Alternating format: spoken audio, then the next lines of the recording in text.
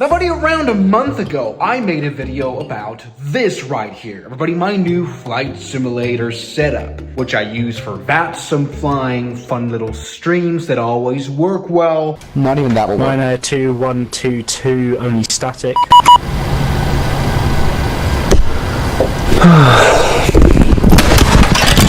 It's truly amazing. I mean, we've got the Thrustmaster setup, the yoke with the throttle, both resembling kind of the Boeing 787, really amazing. Also, this next level racing seat with this very classic multi-panel from Logitech, which works well for managing the comms and the autopilot and whatever. But a lot of you guys said in the comments, well, you know, we have a problem with this setup though, right? And the problem is that we're kind of restricted to flying Boeing. I mean, flying an Airbus on this thing would truly just be illegal. So I thought, today, let's go ahead and build an Airbus setup. Let's do it. Yes, we shall replace the Boeing parts with Airbus parts. Perhaps we have a little bit of a hint what we're about to do right here. I mean, come on, this can't be too hard. All right, let's get rid of the yoke.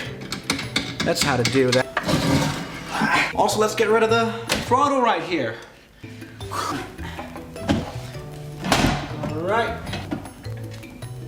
All right, as you can see, this should be firm enough. Yes, I really like with those next level racing chairs. You're really able to quickly change your setup, just like that. Perfect. We also now built in this beautiful joystick, side stick, whatever you want to call it. I have an idea. So let me get rid of this panel here on the side and put our side stick on here. All right, just like that, we're able to sit down, right? Yeah, perfect. That already is looking pretty good. I mean, I get people that like Airbus and their side stick philosophy a little bit. Because as you can see, there you go, we can sit down nicely and we have a lot of space between our legs. We just have this joystick and that's all we need. This is perfect. But everybody, there is of course one more thing, and it's this right here. This is called the miniFCU by Cockpit, a small company that does small flight simulator products. This right here is, as you can see, the Airbus autopilot panel thing. They just released this product and they sent this out for me to test. Their philosophy is stop flying your airplane with a mouse. I like that. Even though probably just having this little autopilot panel won't really help. You would need a whole overhead panel to actually stop flying with your mouse. This is definitely really cool. Let's me unpack it, whatever. Oh yeah, all right, good. There it is. Oh yeah, there we go. This has got good feeling to it. This is a proper metal body.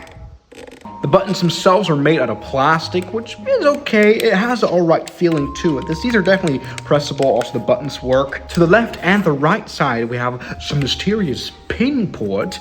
And this is for connecting the other products that miniFCU will come up with. They're gonna make like a whole dashboard of the A320, which is kind of cool. I like it. Now, one downside to this product is that it has a micro USB port, which is really unsexy nowadays, you have to say. But that is just fine. I really don't care. It's not a device that you would unplug on the regular basis anyway. I don't really care about it. Let me go ahead and connect it up. In fact, I have a good idea. You know, all these old panels right here, they're not really necessary for me anymore anyway. Especially the autopilot panel.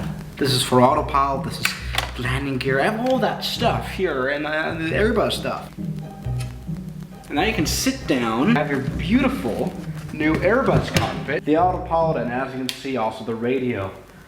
I don't think this is bad at all. Now, alright, it is evening time now. I've spent a bit of a while setting everything up. Everything here is set, just like, you know, these beautiful Thrustmaster products here. The iPad also works for sure, which is the MCU. We're right now spawning the Phoenix A320. And we can see already our beautiful autopilot panel lighting up. And also a Stream Deck. Yes, you know, the concept of using a Stream Deck device for flight simulator has been around for a while. For the flight simulator, you can find tons of add-ons that make it compatible. For example, this Phoenix A320, it works absolutely beautifully. You can see I'm checking the battery out, turning everything on in the cockpit. It works, and it's quite amazing. That's great. Next to it, we've of course got the good old communications panel. So let me go ahead and maybe take this plane for a spin, this setup. Alright everybody, so welcome to our setup indeed. This A320, we're of course spawned into one. The Phoenix A320, amazing airplane, that is for sure. It is right now cold and dark. It is quite dead. So let's turn it on. And perhaps let's maybe not use the mouse indeed. Let's maybe use this thing. All right, so battery, that works. Let's turn on the pumps right here too. This is definitely the overhead panel. It definitely isn't bad at all. Let's turn on the APU master and the APU itself. This is cool. This is like a payware add-on, but you have the camera views to switch to certain panels. Really cool stuff. We go back here, turn on the external power so that we've got power going. There we go. So we'll be checking our eCam right here, our APU. There you go, this is the APU page. Perfect, that APU is turning on. That is what I want. Let's turn on the APU bleed. And using all that, we'll be able to turn on the engines. We shall turn the navs on, which we can do right here. There you go, the aiders turn right on. That's what I'm talking about. Now with our plane turned on like that, it may be time to actually get going.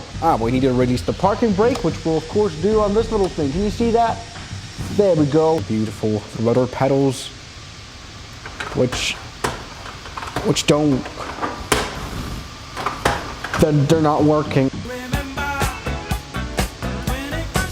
Yes, I have some Thrustmaster paddles down here, which are just truly just not working. I have to normally connect them up to this TRFP port, but they're not working with the setup, so I'm in trouble. But that doesn't matter too much. I mean, let's maybe try to take off. Like, I just want to demonstrate, of course, this autopilot panel, which as you can see is already working. We can set things up. We're just making changes to the flight simulator. We can turn on the approach mode, and we have a, oh yes, did you see that? A green light up. That is so great. Let me go ahead and just take off right here. Now you may realize that we're not in the Phoenix A320 anymore. And also my rudder is truly gone. We're in the basic Asobo A320 from Microsoft Flight Simulator itself. That is because this new miniFCU product works best with the integrated Microsoft Flight Simulator A320. Right now they're working on making the Phoenix experience better. But here we go, let's maybe put up the landing gear. Like that, there we go. Of course, our landing gear handle works just beautifully. Good, as you can see, auto throttle has already activated itself. So that's a green light. Let's maybe see now, let's maybe turn on the autopilot. Please. Okay, I'm sorry. That is not working as it should. Of course, before setup, you have to, download this software called Cockpit Data Link software. Let me reset it, and that resets the whole thing. As you can see, all the lights light up beautifully. At least the switches do work. They do something, but they're not showing up here.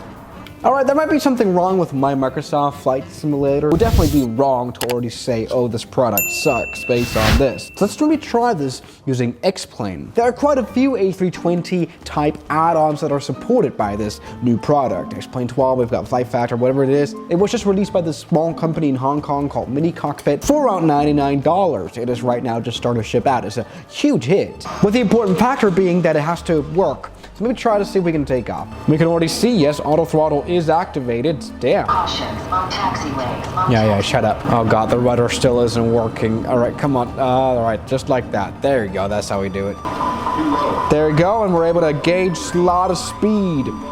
Now we need to set up heading mode, come on.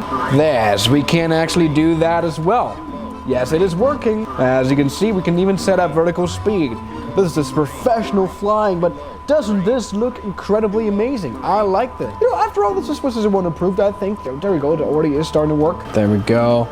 Autopilot 1, Autopilot 2. Overall, nice feeling to it. I think for $100, this is super fair of a price. Just a nice test. I can't wait to actually be flying a little bit with this whole thing, maybe in a live stream. So thank you guys so much for watching today's video, and I'll see you guys tomorrow. As always, good night. Now, thank you very much to my highly supporting members like Jamie Ashton, Mike C, James Deram, Ragings, Met RLG, Matt Fan Z, Moritz, Bellhausen, Knots Enthusiast, Shadow, New York, Ryland Williams, Kelly Chaos, John O'Brien, and I'm addicted to Airbus A380s. Thank you.